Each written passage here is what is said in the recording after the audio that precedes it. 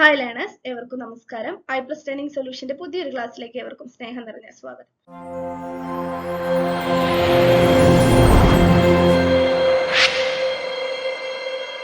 ഇന്നത്തെ ക്ലാസ്സിലൂടെ നമ്മൾ പഠിക്കാൻ പോകുന്ന ടോപ്പിക് ഭാഷാ പഠന തന്ത്രങ്ങൾ എന്ന ടോപ്പിക്കാണ്. അപ്പൊ പഠിക്കുവാനായിട്ട് വ്യത്യസ്ത രീതിയിലുള്ള സൂത്രവിദ്യകള്, തന്ത്രങ്ങള് നമ്മൾ എല്ലാവരും പയറ്റാറുണ്ട് അല്ലെ? നമ്മളെല്ലാവരും തന്നെ വ്യത്യസ്തരാണ്. ഓരോരുത്തരും ഓരോ രീതിയിലാണ് പഠിക്കുക.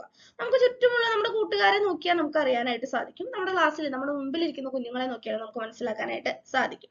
ഓരോരുത്തരും വ്യത്യസ്ത രീതിയിലാണ് പഠനത്തെ സമീപിക്കുന്നത് അല്ലെങ്കിൽ പഠിക്കുന്നത്.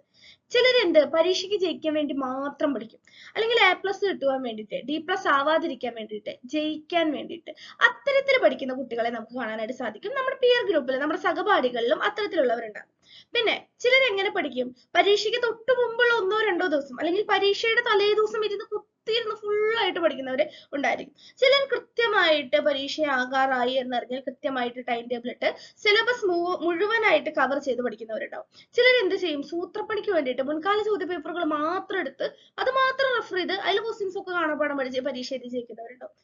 പണ്ട് നമ്മൾ PG ഒക്കെ പഠിക്കുന്ന സമയത്ത് essay questions മാത്രം പഠിച്ച് പരീക്ഷ എഴുതി ജയിക്കുന്ന സഹപാഠികളെ നമ്മൾ കണ്ടിട്ടുണ്ട്. അപ്പൊ പല രീതിയിലാണ് എന്ത് പഠിക്കുന്നത്.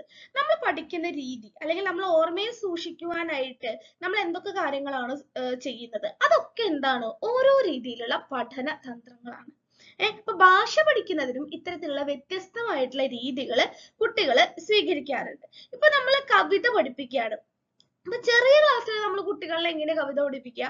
ആദ്യം തന്നെ ടെക്സ്റ്റ് ബുക്ക് അവർക്ക് കൊടുത്ത് ഓരോ വരിയും വായിച്ച് വാക്കുകളുടെ അർത്ഥം പറഞ്ഞ് അങ്ങനെയാണോ നമ്മൾ പഠിപ്പിക്കുക? അല്ല അല്ലെ? കവിത നല്ല രീതിയിൽ ചൊല്ലി അവരെ പഠിപ്പിക്കും. ചെറിയ ക്ലാസ്സിൽ നമ്മൾ പഠിച്ച കവിതകൾ എങ്ങനെയാണ്? ഓരോ കവിതയും ചൊല്ലി ചൊല്ലിയാണ് നമ്മൾ പഠിച്ചത്. പിന്നെ കവിത ചൊല്ലുന്നതിന്റെ രീതി മുതിർന്ന ക്ലാസ്സുകളിലേക്ക് എത്തുമ്പോൾ നമ്മൾ മാറ്റാനായിട്ട് തുടങ്ങും. അപ്പൊ കുഞ്ഞു ക്ലാസ്സുകളിലെ കുട്ടികളെ ഒരു LP സെക്ഷനിലൊക്കെ കവിത എങ്ങനെ പഠിപ്പിക്കും? നല്ല ഈണത്തിൽ ചൊല്ലി അവരെ പഠിപ്പിക്കും. അതിനുശേഷം എന്ത് ചെയ്യും? ഓരോ വാക്കുകളും എടുത്ത് പഠിപ്പിക്കും ഇല്ലേ? അത്തരത്തിലാണ്. ഇപ്പൊ കൃഷ്ണഗാഥയൊക്കെ പഠിക്കുന്ന സമയത്ത് ഒറ്റക്കൈ തന്നിൽ നീ വെണ്ണ വച്ചിടുമ്പോൾ മറ്റേ കൈ കണ്ടിട്ട് കേഴുമല്ലോ. ഇതൊക്കെ എങ്ങനെയാണ് നമ്മൾ പഠിച്ചത് അല്ലെങ്കിൽ നമ്മുടെ ടീച്ചേഴ്സ് നമ്മൾ എങ്ങനെയാണ് പഠിപ്പിച്ചത്? ഈണത്തിൽ ചൊല്ലിയാണ് പഠിപ്പിച്ചത് അല്ലെ? അപ്പൊ ഭാഷ പഠിക്കുന്നതിനും ഇത്തരത്തിലുള്ള വ്യത്യസ്തമായിട്ടുള്ള സ്ട്രാറ്റജീസ്, ലേണിംഗ് സ്ട്രാറ്റജീസ് അഥവാ ഭാഷാ പഠന തന്ത്രങ്ങൾ നമ്മൾ സ്വീകരിക്കാറുണ്ട്. അപ്പൊ അത്തരത്തിലുള്ള ഒരു ടോപ്പിക്കാണ് ഇന്നത്തെ ക്ലാസ്സിലൂടെ നമ്മൾ പഠിക്കാനായിട്ട് പോകുന്നത്.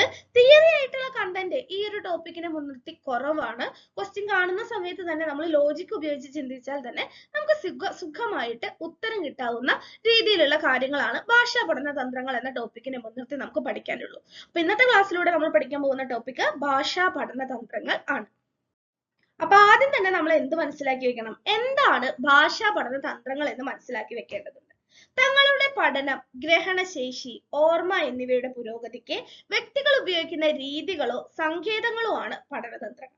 അപ്പൊ ഒരു കാര്യം നമുക്ക് മനസ്സിലാക്കാം, ഒരു കാര്യം പഠിക്കുന്നതിന് വേണ്ടിയിട്ട് അല്ലെങ്കിൽ അത് ഓർമ്മിച്ച് വെക്കുന്നതിന് വേണ്ടിയിട്ട് ഒരു വ്യക്തി സ്വീകരിക്കുന്ന രീതിയെയോ അല്ലെങ്കിൽ സങ്കേതങ്ങളെയോ നമുക്ക് എന്ത് വിളിക്കാം? പഠനതന്ത്രങ്ങൾ അഥവാ ലേണിംഗ് സ്ട്രാറ്റജീസ് എന്ന് വിളിക്കാം. ഒരു വ്യക്തിയുടെ പഠനത്തിന് സഹായിക്കുന്ന ഭാഗ്യമായിട്ടുള്ള പ്രവർത്തനങ്ങൾ, ഓവേർട്ട് ആക്ടിവിറ്റീസ്, അത് ഉൾപ്പെടുന്ന നടപടിക്രമങ്ങളെയും നമുക്ക് എന്ത് വിളിക്കാം? തന്ത്രങ്ങൾ എന്ന് വിളിക്കാം. പഠിക്കാനായിട്ട് ഓരോ വ്യക്തിയും വ്യത്യസ്ത രീതികൾ സമീപിക്കുന്നുണ്ടെങ്കിൽ, ചിലർ എഴുതി പഠിക്കുന്നുണ്ടെങ്കിൽ ചിലർ എഴുതി പഠിക്കുമ്പോൾ എന്ത് ചെയ്യും? അവർ എഴുതുന്നുണ്ട്. ചിലർ എന്ത് ചെയ്യും? ഉറക്കെ വായിച്ചു പഠിക്കും. ചില വിദ്യാർത്ഥികളെ നമ്മൾ കണ്ടിട്ടുണ്ട് ഭയങ്കര സൈലന്റ് ആയിരുന്നു, ബുക്ക് മാത്രം ഇങ്ങനെ നോക്കി വായിച്ചു പഠിക്കും. അങ്ങനെ സൈലന്റ് ആയിട്ട് പഠിക്കുന്നവരെയും നമ്മൾ കണ്ടിട്ടുണ്ട് അല്ലെ? ചിലര് നടന്നു പഠിക്കും, ചിലർ ഏതെങ്കിലും സൈലന്റ് ആയിട്ടുള്ള സ്ഥലത്തിരുന്ന് പഠിക്കും. ചിലർക്ക് എത്ര ബഹളത്തിന്റെ നടുവിലിരുന്നാലും വളരെയധികം കോൺസെൻട്രേറ്റ് ചെയ്ത് പഠിക്കാനായിട്ട് സാധിക്കും. അപ്പൊ ഇത്തരത്തിലെ ബാഹ്യമായിട്ടുള്ള കാര്യങ്ങളുണ്ടാവും, മാനസികപരമായിട്ടുള്ള കാര്യങ്ങളുണ്ടാവും. ഇത്തരത്തിലുള്ള സങ്കേതങ്ങളെ ഒരു വ്യക്തി ഒരു കാര്യം പഠിക്കുവാൻ ഉപയോഗിക്കുന്ന ഈ സങ്കേതങ്ങളെ, ഈ രീതികളെ നമുക്ക് എന്ത് വിളിക്കാം? പഠനതന്ത്രങ്ങൾ എന്ന് വിളിക്കാം. ഇത് തന്നെയാണ് ഭാഷയുടെ കാര്യത്തിലും വരുന്നത്. ഒരു ഭാഷ പഠിക്കുവാൻ വേണ്ടിയിട്ട് നമ്മൾ സ്വീകരിക്കുന്ന തന്ത്രം എന്താണോ അതിനെ നമ്മൾ എന്ത് വിളിക്കുന്നു? ഭാഷാ പഠന തന്ത്രങ്ങൾ എന്ന് വിളിക്കുന്നു. സ്വന്തം പഠനത്തിന്റെ വിജയത്തിൽ ആവശ്യമായ ശ്രമവും ഉത്തരവാദിത്വവും എടുക്കുന്ന പഠിതാക്കൾക്ക് ക്ലാസ് റൂമിൽ മാത്രമല്ല അതിദ്രുതം നടക്കുന്ന സാമൂഹിക മാറ്റങ്ങൾ അനുസരിച്ച് തന്റെ ജീവിതത്തിൽ വിജയിക്കാനായിട്ട് സാധിക്കും. ചില കുട്ടികളെ നമ്മൾ കണ്ടിട്ടുണ്ട്, അവർ പഠനത്തിൽ മാത്രം ശ്രദ്ധിക്കുള്ളൂ, കാണാപ്പാഠം പഠിച്ചു വരും. അതിന്റെ ഉള്ളിലുള്ള എന്താ ആശയം ചോദിച്ചാൽ അവർക്ക് ചിലപ്പോൾ എന്ത് കിട്ടില്ല, അത് പറയാനായിട്ട് പറ്റണമെന്നില്ല. അതേ കാര്യം തന്നെ ജീവിതത്തിലൊരു സന്ദർഭത്തിൽ വന്നു കഴിഞ്ഞാൽ പഠിച്ച കാര്യങ്ങൾ പ്രായോഗികതയിൽ വരുത്തുവാനും അവർക്ക് കഴിയണമെന്ന് ഇല്ല. അപ്പൊ കൃത്യമായിട്ട് കാര്യങ്ങൾ മനസ്സിലാക്കി പഠിക്കുന്ന ഒരാളാണെച്ചെങ്കിൽ ജീവിതത്തിന്റെ മുന്നോട്ടുള്ള ഒരു പ്രയാണത്തിലെ ഏത് സാഹചര്യത്തിലും ഇതൊക്കെ പഠിച്ച കാര്യങ്ങൾ അപ്ലൈ ചെയ്യേണ്ടതായിട്ട് വരുമ്പോൾ അവരെന്ത് ചെയ്യും, വേഗത്തിൽ അത് അപ്ലൈ ചെയ്യുന്നതും ആ ഒരു കാര്യത്തിൽ വിജയിക്കുന്നതായിട്ട് നമുക്ക് കാണാനായിട്ട് സാധിക്കും. അപ്പൊ വിദ്യാർത്ഥികളെല്ലാം തന്നെ പഠനത്തെ വളരെ തന്ത്രപരമായിട്ടാണ് സമീപിക്കാറുള്ളത്. അപ്പൊ അതാണ് നമ്മൾ എന്ത് വിളിക്കുന്നത്, ഭാഷാ പഠന തന്ത്രങ്ങൾ എന്ന് വിളിക്കുന്നത്. അർത്ഥവും നിർവചനങ്ങളും. ഇപ്പൊ ഭാഷാ പഠന തന്ത്രങ്ങളെ ഓരോ പ്രസിദ്ധരായിട്ടുള്ള പണ്ഡിതന്മാരും അല്ലെങ്കിൽ മനഃശാസ്ത്രജ്ഞരും വിദ്യാഭ്യാസ ചിന്തകരും വ്യത്യസ്ത രീതിയിൽ നിർവചിച്ചിട്ടുണ്ട്. അപ്പോൾ പരീക്ഷാ പേപ്പറിൽ വിരളമായിട്ടാണ് എങ്കിലും ഇത്തരത്തിലുള്ള നിർവചനങ്ങളും കണ്ടുവരാറുണ്ട്. അതാണ് ഈ ഒരു കണ്ടന്റ് നമ്മുടെ ക്ലാസ്സിൽ ഉൾപ്പെടുത്തിയിട്ടുള്ളത്. അപ്പൊ എന്താണ് ഭാഷാ പഠന തന്ത്രങ്ങൾ എന്ന് നോക്കാം. അവയെ വ്യത്യസ്ത വിദ്യാഭ്യാസ വീക്ഷകരെ അല്ലെങ്കിൽ സൈദ്ധാന്തികരെ എങ്ങനെയാണ് നിർവചിച്ചിട്ടുള്ളത് എന്ന് നമുക്ക് നോക്കാം. അപ്പൊ പ്രധാനമായിട്ടും 3 നിർവചനങ്ങളാണ് നമ്മൾ ക്ലാസ്സിൽ ഉൾപ്പെടുത്തിയിട്ടുള്ളത്. അതിലൊന്ന് 1981 റാൻട്രി എന്ന് പറയുന്ന വിദ്യാഭ്യാസ ചിന്തകൻ മുന്നോട്ട് വെച്ച ഒരു ആശയമാണ്. പിന്നീട് 1973 ഗുഡ് എന്ന് പറയുന്ന ഒരു വ്യക്തി മുന്നോട്ട് വെച്ചിട്ടുള്ള ഒരു സമീപനം. അടുത്തത് കിർബി എന്ന് പറയുന്ന വ്യക്തി മുന്നോട്ട് വെച്ചിട്ടുള്ള ഒരു നിർവചനമാണ്. അപ്പൊ ആദ്യം റാൻട്രി എന്ന് പറയുന്ന വ്യക്തി ഒരു വിദ്യാഭ്യാസ ചിന്തകൻ കൂടിയാണ്. അദ്ദേഹം കൊടുത്തിരിക്കുന്ന അർത്ഥവും നിർവചനവും നമുക്ക് നോക്കാം. വ്യത്യസ്തമായ പഠന പ്രവർത്തനങ്ങളോട് വിദ്യാർത്ഥികൾക്കുള്ള പൊതുവായ സമീപനമോ ഒരു പ്രത്യേക സാഹചര്യം നേരിടുന്നതിനെ അവരുപയോഗിക്കുന്ന രീതിയോ ആണ് പഠനതന്ത്രങ്ങൾ. അപ്പൊ വ്യത്യസ്തമായ പഠന പ്രവർത്തനങ്ങളോട് വിദ്യാർത്ഥികൾക്ക് പൊതുവായിട്ടൊരു സമീപനം ഉണ്ടാകും. സാധാരണയായിട്ട് നമ്മൾ കാണാറുള്ളതാണ്, മാത്സ് പഠിക്കുവാനായിട്ട് കുട്ടികളെ നമ്മൾ പിടിച്ചിരുത്തിയാൽ പല കുട്ടികളും പല രീതിയിലാണ് അതിനെ സമീപിക്കുക. അതേസമയം ഡ്രില്ലിന് കൊണ്ടുപോകുന്ന സമയത്താണെങ്കിലോ വളരെയധികം ഹാപ്പി ആയിട്ട് കുട്ടികൾ പോകും. മലയാളം, ഇംഗ്ലീഷ്, ഹിന്ദി തുടങ്ങിയ ലാംഗ്വേജ് വിഷയങ്ങളാണെങ്കിലോ കുറച്ചും കൂടി ഇൻട്രസ്റ്റോട് കൂടി കുട്ടികൾ ഇരിക്കുന്നത് നമ്മൾ കാണാറുണ്ട്. ഈ കെമിസ്ട്രി, ഫിസിക്സ് പോലുള്ള വിഷയങ്ങളുമായി ബന്ധപ്പെട്ട് ലാബിലേക്കാണ് അവർ കൊണ്ടുപോകുന്നെങ്കിലോ വളരെ ആകാംക്ഷപൂർവ്വം കുട്ടികൾ എല്ലാവരും തന്നെ പൊതുവായി ഒരു രീതിയിൽ തന്നെ അതിനെ അപ്രോച്ച് ചെയ്യുന്നതായിട്ട് നമുക്ക് കാണാനായിട്ട് സാധിക്കും. പിന്നെ അതുപോലെ തന്നെ ഒരു പ്രത്യേക പഠന സാഹചര്യം നേരിടുന്നതിനെ അവർ ഉപയോഗിക്കുന്ന രീതി, ഓരോ കുട്ടികളും വ്യത്യസ്തമായിട്ടുള്ള രീതിയാണ് ഉപയോഗിക്കുക അല്ലെ. തിങ്കളാഴ്ച ടീച്ചർ ഒരു ക്ലാസ് ടെസ്റ്റ് പറയാണ്, വെള്ളിയാഴ്ച സ്കൂളിൽ വിട്ടു പോകുന്ന ഒരു കുട്ടി എന്ത് ചെയ്യും, ചിലപ്പോൾ തിങ്കളാഴ്ചക്കുള്ള ക്ലാസ് ടെസ്റ്റിനെ 3 ഭാഗങ്ങളാക്കി തിരിച്ച് ഓരോ ദിവസവും ഓരോ പോർഷൻ ആയിട്ട് പഠിക്കാനായിട്ട് ശ്രമിക്കും. ചിലർ മിടുക്കന്മാര് അല്ലെങ്കിൽ മിടുക്കത്തികൾ എന്ത് ചെയ്യും, വെള്ളിയാഴ്ച തന്നെ ഫുൾ ഇരുന്ന് പഠിച്ച് ശനിയും ഞായറും നന്നായി കളിച്ച് ആർമാദിച്ച് ഞായറാഴ്ച രാത്രി ചിലപ്പോൾ പഠിച്ച വിഷയം ഒന്നും കൂടി വായിച്ചു നോക്കി അടിപൊളിയായിട്ട് തിങ്കളാഴ്ച പോയിട്ട് പരീക്ഷ എഴുതും. ചിലർ എന്ത് ചെയ്യും, ഞായറാഴ്ച രാത്രി മാത്രം കുത്തിരുന്ന് പഠിക്കും, എന്നിട്ട് പോയിട്ട് പരീക്ഷ എഴുതും. ചിലർ എന്ത് ചെയ്യും, പഠിക്കാതെ പോയിട്ട് പരീക്ഷ എഴുതും. അപ്പൊ പ്രത്യേകമായിട്ടുള്ള ഒരു പഠന സാഹചര്യം നേരിടുന്നതിനെ അവരുപയോഗിക്കുന്ന രീതിയെയാണ് പഠനതന്ത്രങ്ങൾ എന്ന് വിളിക്കുന്നത്. ഇനി ഇതിനെ ഭാഷയുമായിട്ട് ബന്ധപ്പെടുത്തി നമുക്ക് പറയാം. അപ്പൊ ടീച്ചർ കുട്ടികൾക്ക് ക്ലാസ്സിലെ ഒരു വർക്ക് കൊടുക്കുകയാണ്. അപ്പൊ ടീച്ചർ എന്ത് കൊടുക്കുന്നു, ഒരു പാഠഭാഗവുമായി ബന്ധപ്പെട്ടിട്ടുള്ള ഒരു ആശയം എഴുതി കൊണ്ടുവരാനായിട്ട് അവരോട് ആവശ്യപ്പെടുകയാണ്, കുട്ടികളോട് ആവശ്യപ്പെടുകയാണ്. ഇപ്പൊ ബഷീറിന്റെ ഒരു മനുഷ്യൻ എന്നുള്ള കഥ UP സെക്ഷനിലെ കുട്ടികൾക്ക് പഠിക്കാനായിട്ട് ഉണ്ട്. അപ്പൊ അതില് എന്താണ്, മനുഷ്യന്റെ വ്യത്യസ്തമായ സാഹചര്യങ്ങളിൽ വ്യത്യസ്തരായ മനുഷ്യൻ വ്യത്യസ്ത രീതിയിൽ ഇടപെടുന്നു. ബഷീറിന്റെ മോഷണം പോകുന്ന പേഴ്സ് അത് മോഷ്ടിച്ച വ്യക്തി തന്നെ അദ്ദേഹത്തിന് തിരിച്ചു കൊടുക്കുന്ന ഒരു ആശയമാണ് ആ കഥയിൽ വരുന്നത്. അപ്പൊ ഈ ഒരു സംഭവത്തെ സമകാലികമായിട്ടുള്ള സാഹചര്യവുമായിട്ട് ബന്ധപ്പെടുത്തി എഴുതാനായിട്ട് ടീച്ചർ കുട്ടിയോട് ആവശ്യപ്പെടുകയാണ്. ഒരു ഉദാഹരണമായിട്ട് പറയട്ടെ. അപ്പൊ ഇവിടെ ഒരു പ്രത്യേക പഠന സാഹചര്യം കുട്ടിയുടെ മുന്നിലേക്ക് വരികയാണ്. ചില കുട്ടികൾ എന്ത് ചെയ്യും, കഥ ഒരിക്കൽ കൂടി വായിച്ച് ഇന്നത്തെ ഏത് സന്ദർഭവുമായിട്ട് അതിനെ ബന്ധപ്പെടുത്താം, മനുഷ്യന്റെ വിശപ്പുമായി ബന്ധപ്പെടുത്താം, സഹായക മനസ്ഥിതിയുമായിട്ട് ബന്ധപ്പെടുത്താം, പല രീതിയിൽ കുട്ടി അത് ചിന്തിച്ച് ചിലര് സ്വയം തന്നെ എഴുതും. ചിലർ ചിലപ്പോൾ എന്ത് ചെയ്യും, ട്യൂഷൻ ക്ലാസ്സിൽ പോയിട്ട് ടീച്ചറോട് ചോദിക്കും. ട്യൂഷന് പോകുന്ന കുട്ടികളാണ് ഭൂരിഭാഗം കുട്ടികളെങ്കിൽ അങ്ങനെ പോകും. ചിലർ എന്ത് ചെയ്യും, വീട്ടിലുള്ള ചേച്ചിയോടോ ചേട്ടനോടോ അമ്മയോടോ അച്ഛനോടോ ചോദിച്ചിട്ട് എഴുതാനായിട്ട് ശ്രമിക്കും. ഇപ്പോഴത്തെ കുട്ടികളാണെങ്കിൽ കൊറോണ കഴിഞ്ഞതിന് ശേഷം ഓൺലൈൻ ക്ലാസ്സിൽ ഇരുന്ന കുട്ടികളാണെന്ന് വെച്ചെങ്കിൽ എന്ത് ചെയ്യും, ആദ്യം പോയിട്ട് ക്വസ്റ്റ്യൻ എവിടെ അടിച്ചു കൊടുക്കും, ഗൂഗിൾ ക്രോമില് അടിച്ചു കൊടുക്കും. കിട്ടുന്ന ആർട്ടുകളിൽ നിന്ന് അവർക്ക് വേണ്ടതൊക്കെ അവരെ എഴുതിയെടുക്കും. അതിലും തന്നെ ചില ബിരുദന്മാർ അല്ലെങ്കിൽ ബിരുദത്തികൾ എന്ത് ചെയ്യും, ഇതൊക്കെ കൂടി കൂട്ടിയിട്ട് അവരുടേതായ ഭാഷയിൽ മാറ്റിയെഴുതും. ഇതൊക്കെ ഒരു പ്രത്യേക പഠന സാഹചര്യം നേരിടുന്നതിന് വേണ്ടിയിട്ട് അവരുപയോഗിക്കുന്ന രീതികളാണ്. ഇപ്പൊ കുട്ടികളോട് പറയാണ് പരിസ്ഥിതിയുമായി ബന്ധപ്പെട്ടിട്ട് ഒരു ഉപന്യാസം എഴുതി കൊണ്ടുവരാനായിട്ട്. എല്ലാ കുട്ടികളും എന്ത് ചെയ്യും? നേരെ പോയിട്ട് ഗൂഗിൾ നോക്കും. അവർക്ക് കിട്ടുന്ന കുറെ കണ്ടന്റുകളുടെ ഇടയിൽ നിന്ന് അവർക്ക് ആവശ്യമുള്ളതൊക്കെ എഴുതിയെടുത്ത് കൊണ്ടുവരും. അപ്പൊ അത്തരത്തില് വ്യത്യസ്തമായിട്ടുള്ള രീതികളാണ് വ്യത്യസ്തരായിട്ടുള്ള കുട്ടികൾ സ്വീകരിക്കുന്നത്. അപ്പൊ റാൻഡ്രി എങ്ങനെ നിർവചിച്ചിരിക്കുന്നു? വ്യത്യസ്തമായ പഠന പ്രവർത്തനങ്ങളോട് വിദ്യാർത്ഥികൾക്കുള്ള പൊതുവായ സമീപനമോ ഒരു പ്രത്യേക സാഹചര്യം നേരിടുന്നതിനെ അവരുപയോഗിക്കുന്ന രീതിയോ ആണ് എന്ത്? പഠനതന്ത്രങ്ങൾ എന്ന് പറയുന്നത്. പഠന സാഹചര്യത്തിൽ നിന്നും പഠിതാവ് സ്വയം കണ്ടെത്തുന്നതും മറ്റു പഠന സാഹചര്യങ്ങളിൽ പ്രയോഗ സാധ്യതയുള്ളതുമായ നിയമങ്ങൾ, തത്വങ്ങൾ, നടപടിക്രമങ്ങൾ എന്നിവയാണ് പഠനതന്ത്രങ്ങൾ എന്ന് ഗുഡ് പറയുന്നു. 1973 അദ്ദേഹം ഇങ്ങനെ ഒരു ആശയം മുന്നോട്ട് വെക്കുന്നത്. ഇപ്പൊ ഉദാഹരണമായിട്ട് പറയുകയാണ്, കുട്ടി ന്യൂട്ടന്റെ 3-ാം ചലന നിയമം പഠിക്കുകയാണ്. ഏതൊരു പ്രവർത്തനത്തിനും തുല്യവും വിപരീതവുമായിട്ടുള്ള ഒരു പ്രതിപ്രവർത്തനം ഉണ്ടാകുമെന്ന് കുട്ടി പഠിക്കുകയാണ്. അപ്പൊ കുട്ടി ബസ്സിൽ പോവാണ്. ബസ്സിൽ പോകുന്ന സമയത്ത് എന്ത് ചെയ്യാണ്? ബസ് നിർത്തുകയാണ്. കുട്ടി എന്ത് പോകുന്നു? മുന്നോട്ട് ഓടുന്നു. കുറച്ച് സമയം കുട്ടി ഓടുന്നു. പിന്നെ കുട്ടി ബാക്കിലോട്ട് പോയിട്ട് നിൽക്കുന്നു. അപ്പൊ കുട്ടി ആലോചിക്കുകയാണ്, ഇത് ആ നിയമവുമായിട്ട് നമുക്ക് ബന്ധപ്പെടുത്താവുന്നതാണല്ലോ. അല്ലെങ്കിൽ കുട്ടി എന്താണ്, ഒരു തോക്ക് കൊണ്ട് NCC കേഡറ്റ് ആവുന്ന ഒരു കുട്ടിയാണെന്ന് വെച്ചാൽ അവർക്ക് എന്തായാലും ഫയറിംഗ് ഉണ്ടായിരിക്കും. അപ്പൊ കുട്ടി തോക്ക് പിടിക്കുകയാണ്. ബുള്ളറ്റ്, കുട്ടി ഗൺ ഷൂട്ട് ചെയ്ത വശം ബുള്ളറ്റ് മുന്നോട്ട് പോവുകയും ഗണ്ണിന്റെ ബാരല് ഷോൾഡറിൽ വന്ന് ഇടിക്കുകയും ചെയ്യുകയാണെങ്കിൽ കുട്ടി ചിന്തിക്കും എന്താണ്, ഇത് ന്യൂട്ടന്റെ നിയമവുമായിട്ട് ബന്ധപ്പെടുന്നത് ആണല്ലോ. കുട്ടി ഒരു കവിത പഠിക്കുകയാണ്, കൃഷ്ണഗാഥ പഠിക്കുകയാണ്. മഞ്ചരി വൃത്തത്തിലാണ് കവിത. അപ്പൊ ഇതേ താളത്തിൽ പാടുന്ന മറ്റൊരു കവിത കാണുമ്പോൾ കുട്ടി എന്ത് ചിന്തിക്കും? ഇതും മഞ്ചരി വൃത്തത്തിൽ എഴുതിയിരിക്കാനാണ് സാധ്യത എന്ന് കുട്ടി എന്താണ് ചിന്തിക്കുകയാണ്. അപ്പൊ ഇതാണ് എന്ത് പറയുന്നത്? പഠന സാഹചര്യത്തിൽ നിന്ന് പഠിതാവ് സ്വയം കണ്ടെത്തുന്നതും മറ്റ് പഠന സാഹചര്യങ്ങളിൽ പ്രയോഗ സാധ്യതയുള്ളതുമായിട്ടുള്ള നിയമങ്ങൾ, തത്വങ്ങൾ, നടപടിക്രമങ്ങൾ എന്നിവ പ്രയോഗിക്കുകയും ചെയ്യുകയാണ് എങ്കിൽ അതെന്താണ്? പഠനതന്ത്രമാണ് എന്ന് നമുക്ക് പറയാം. ഒരു പ്രവർത്തനത്തെ സമീപിക്കുന്നതോ പൊതുവായി പറഞ്ഞാൽ ഒരു ലക്ഷ്യം നേടുന്നതിനോ ഉള്ള രീതിയാണ് തന്ത്രം. കുട്ടി പഠിക്കുകയാണ്. എന്തിനു വേണ്ടി പഠിക്കുന്നു? പരീക്ഷയിൽ A+ വാങ്ങാനായിട്ട് പഠിക്കുന്നു. പരീക്ഷയിൽ തോക്കാതിരിക്കാൻ വേണ്ടി പഠിക്കുന്നു. ഇത് പഠിച്ചു കഴിഞ്ഞാൽ അച്ഛൻ സൈക്കിൾ മേടിച്ചു തരാം എന്ന് പറഞ്ഞത് കൊണ്ട് ഇപ്രാവശ്യത്തെ ഓണപരീക്ഷയിൽ ഫുൾ മാർക്ക് വാങ്ങാനായിട്ട് കുട്ടി പഠിക്കുന്നു. അപ്പൊ എന്തിന് ഒരു പ്രവർത്തനത്തെ കുട്ടി എങ്ങനെ സമീപിക്കുന്നു, അല്ലെങ്കിൽ ഒരു ലക്ഷ്യം നേടുന്നതിന് വേണ്ടിയിട്ട് ആ പഠന കാര്യത്തെ എങ്ങനെ കുട്ടി സമീപിക്കുന്നു എന്നുള്ളതും എന്താണ്? അത്തരത്തിലുള്ള രീതികളെയും നമുക്ക് എന്ത് വിളിക്കാം? പഠനതന്ത്രം എന്ന് വിളിക്കാം എന്നാണ് കിർബി എന്ന സൈദ്ധാന്തികൻ മുന്നോട്ട് വെക്കുന്നത്. അപ്പൊ എന്താണ് പഠനതന്ത്രം എന്നുള്ളത് ഈ നിർവചനങ്ങളിലൂടെയും ഉദാഹരണങ്ങളിലൂടെയും നിങ്ങൾക്ക് വ്യക്തമായി എന്ന് ഞാൻ കരുതുന്നു. മറ്റ് 3 നിർവചനങ്ങൾ കൂടി നമുക്ക് നോക്കാം. വ്യത്യസ്ത തരത്തിലുള്ള അറിവുകളും നൈപുണികളും ആർജിക്കുന്നതിനും നിലനിർത്തുന്നതിനും വീണ്ടെടുക്കുന്നതിനും വിദ്യാർത്ഥികൾ ഉപയോഗിക്കുന്ന മാനസിക പ്രക്രിയകളോ നടപടിക്രമങ്ങളോ ആണ് തന്ത്രങ്ങൾ. അപ്പൊ വ്യത്യസ്ത കാര്യങ്ങൾ വ്യത്യസ്ത രീതിയിലാണ് നമ്മൾ പഠിക്കുക, അല്ലെ? ചിലർ കവിതയൊക്കെ ചൊല്ലി പഠിക്കും. പലർക്കും വ്യാകരണം പഠിക്കുന്ന സമയത്ത് ഒരു കീറാമുട്ടിയായിട്ട് തോന്നാറുണ്ട്.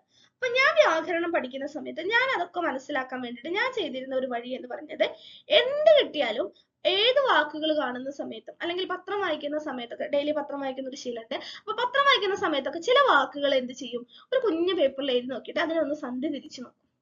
അപ്പൊ ഞാൻ ആ തന്ത്രം, ഇത് വ്യാകരണം എന്നുള്ളത്, അല്ലെങ്കിൽ വ്യാകരണത്തിലെ സന്ധി, ആഗമസന്ധി, ദിത്വസന്ധി, ലോപസന്ധി, ആദേശസന്ധി എന്നിങ്ങനെയുള്ള സന്ധി നിയമങ്ങൾ എളുപ്പത്തിൽ പഠിക്കുവാനും മനസ്സിലാക്കുവാനും ഞാൻ സ്വീകരിക്കുന്ന ഒരു തന്ത്രം അതായിരുന്നു.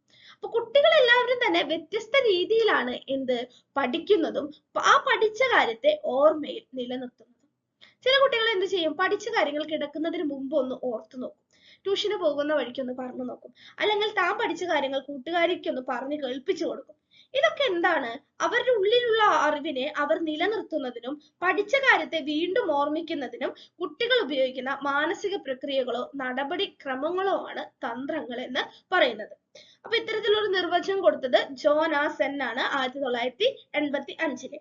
ഇനി ഓനെയിൽ എന്ന് പറയുന്ന വിദ്യാഭ്യാസ ചിന്തകൻ എങ്ങനെയാണ് പഠനതന്ത്രത്തെ നിർവചിച്ചിരിക്കുന്നത് എന്ന് നമുക്ക് നോക്കാം.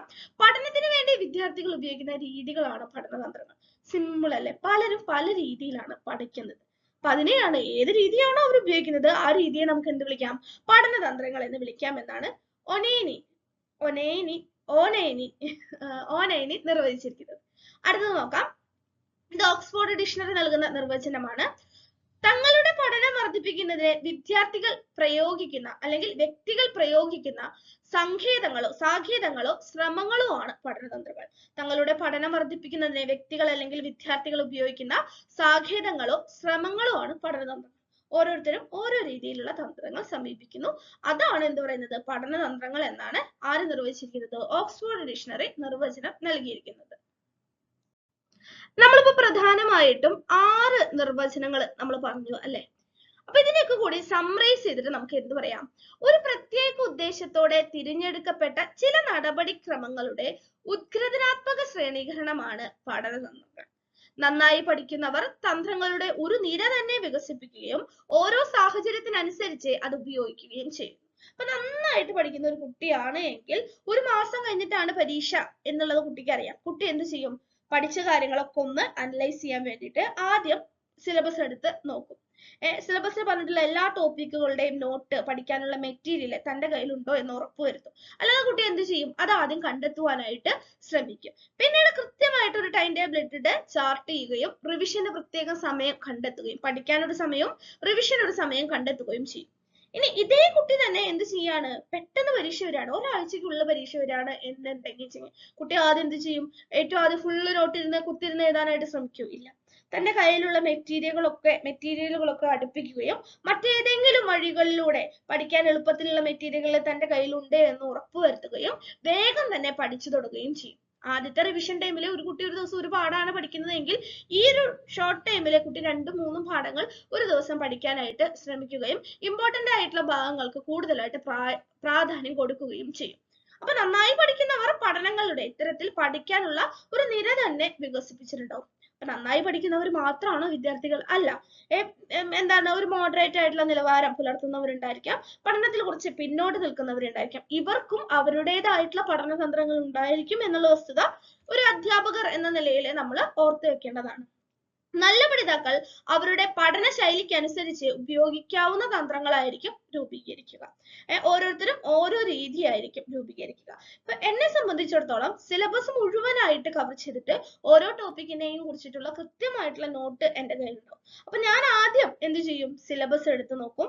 അതിനുശേഷം നോട്ട് എഴുതുന്നതിനായിട്ട് മുമ്പായിട്ട് ഞാൻ എന്ത് ചെയ്യും, ക്വസ്റ്റ്യൻ പേപ്പറാണ് ഞാൻ എടുത്ത് നോക്കുക, മുൻകാല ചോദ്യ പേപ്പറുകളാണ് എടുത്ത് നോക്കുക. ഒരു ടോപ്പിക്കിൽ നിന്ന് എങ്ങനെയൊക്കെ ചോദ്യം വന്നിട്ടുണ്ട് എന്ന് മനസ്സിലായതിനു ശേഷമാണ് ആ ഒരു ടോപ്പിക്കുമായി ബന്ധപ്പെട്ടുള്ള നോട്ട് ഞാൻ തയ്യാറാക്കാനായിട്ട് ശ്രമിക്കുക. നമ്മളൊരു ടോപ്പിക്കിനെ കുറിച്ചിട്ട് ഡീപ്പായിട്ട് പഠിക്കും. ചിലപ്പോൾ അത്ര ഡീപ്പായിട്ട് പഠിക്കേണ്ട ആവശ്യം ഉണ്ടാവില്ല. ആ തിയറി ആരാണ് മുന്നോട്ട് വെച്ചത്, അതിൽ കൂടെ അദ്ദേഹം എന്ത് പറയുന്നു, അതിന്റെ ഇംപ്ലിക്കേഷൻ, ക്ലാസ് റൂം ഇംപ്ലിക്കേഷൻ, ഇത്രയും നമുക്ക് പഠിക്കാണ്ടാവുള്ളൂ. അതിന്റെ എല്ലാ വേർതിരിവുകളും ചികഞ്ഞ് പഠിക്കേണ്ടതായിട്ടുള്ള ആവശ്യം ഉണ്ടായിരിക്കില്ല. അപ്പൊ അതാണ് ഞാൻ പറഞ്ഞത്. ഞാൻ എൻ്റെ ഒരു സ്ട്രാറ്റജി നിങ്ങൾക്ക് പറഞ്ഞു തന്നു എന്ന് മാത്രം. കൃത്യമായിട്ട് സിലബസ് ആദ്യം നോക്കും. മെറ്റീരിയൽ കളക്ട് ചെയ്യുന്നതിന് മുമ്പ് മുൻകാല ചോദ്യ പേപ്പറുകൾ കൃത്യമായിട്ട് റെഫർ ചെയ്ത് ഓരോരോ മേഖലയിൽ നിന്ന് എങ്ങനെയൊക്കെയാണ് ചോദ്യം വരുന്നത് എന്ന് മനസ്സിലാക്കിയതിനു ശേഷം എന്ത് ചെയ്യും, കൃത്യമായിട്ട് മെറ്റീരിയൽ അനുസരിച്ച് നോട്ട് ക്രിയേറ്റ് ചെയ്യാനായിട്ട് ശ്രമിക്കും. ക്ലാസ്സുകൾ കണ്ട്, ക്ലാസ്സുകൾ കേട്ട്, ആവശ്യത്തിന് റെഫറൻസ് ബുക്ക് എടുത്ത് എന്താ പറയാ നോട്ട് കളക്ട് ചെയ്യാനായിട്ട് ശ്രമിക്കും. കൃത്യമായിട്ട് പഠിക്കും. എല്ലാവരും എല്ലാ വിഷയത്തിലും നിപുണന്മാരോ ഭയങ്കരമായിട്ട് വൈദഗ്ധ്യമുള്ളവരോ ആയിരിക്കണമെന്നില്ല. ഭാഷാശാസ്ത്രം എന്നുള്ള വിഷയം എന്നെ പലപ്പോഴും കുഴപ്പിക്കുന്ന ഒരു വിഷയമാണ്. അപ്പൊ ഞാൻ എന്ത് ചെയ്യും, അതിനു വേണ്ടിയിട്ട് കുറച്ചധികം സമയം ചെലവഴിക്കും. ഒരുപാട് ക്വസ്റ്റ്യൻസ് ഞാൻ റെഫർ ചെയ്യാനായിട്ട് തുടങ്ങും. കൃത്യമായിട്ട് ക്വസ്റ്റ്യൻ പേപ്പറുകളും മോക്ക് ടെസ്റ്റുകളും ചെയ്യാനായിട്ട് ശ്രമിക്കും. അപ്പൊ അത്തരത്തിൽ ഇതൊക്കെ എന്താണ്, വ്യത്യസ്ത സാഹചര്യത്തിലുള്ള പഠനതന്ത്രങ്ങൾ ആണ്. അപ്പൊ ഇതാണ് പഠനതന്ത്രങ്ങളെ പൊതുവായിട്ട് നമുക്ക് എന്താണ് ക്രോഡീകരിക്കാൻ പറ്റുന്ന വസ്തുത.